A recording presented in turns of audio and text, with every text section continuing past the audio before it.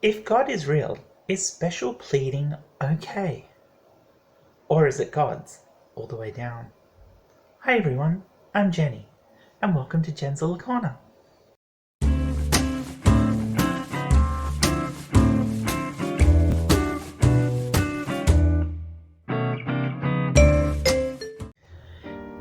If you've ever had an argument with a Jew, Christian, or Muslim about creation, then you would have heard something like this. Just look out at the world. There is your evidence. Something can't come from nothing. And when you challenge them on this by asking them, where did their God come from then? You will usually be met with some form of special pleading. Oh, God is eternal. He created himself, etc. As with all special pleading, this ignores the fact that you can drop the God and apply the statements to the universe itself. The universe is eternal. The universe just came into existence. Now, none of these answers are any more satisfying when applied to the universe than to a God, which is why most atheists would prefer to be honest and just say, we don't know. However, what about the theist that insists on the something can't come from nothing stance?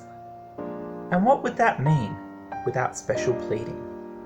Now, obviously, if something can't come from nothing, then we need a something, and that something, asserts the theist, is their God. Which leads to theists like William Lane Craig arguing the Kalam cosmological arguments. Here's a basic outline of it. Whatever begins to exist has a cause. The universe began to exist. Therefore, the universe has a cause. Now, of course, the first and second premise are both flawed. Just because we have no examples of things coming into existence without a cause doesn't mean they can't in reality.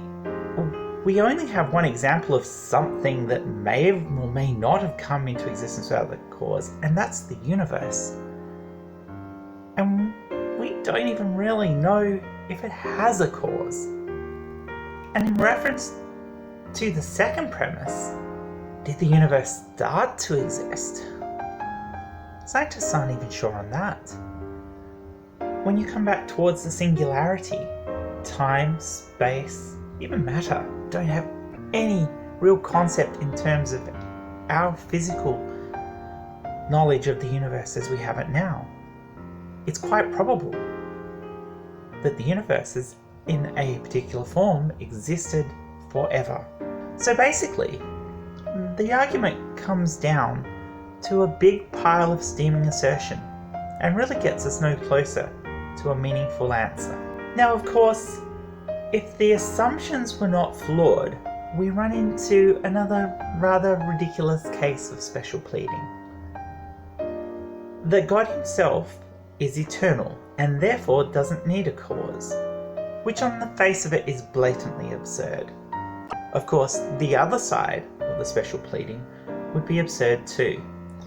If the premise were true, which they aren't, and God is not a special case, which he isn't, then obviously God cannot come from nothing, which leads to the inevitable conclusion that it must be God's all the way down. This has been Jen's Little Corner. I'm Jenny, and remember, try not to gag on the selfie stick.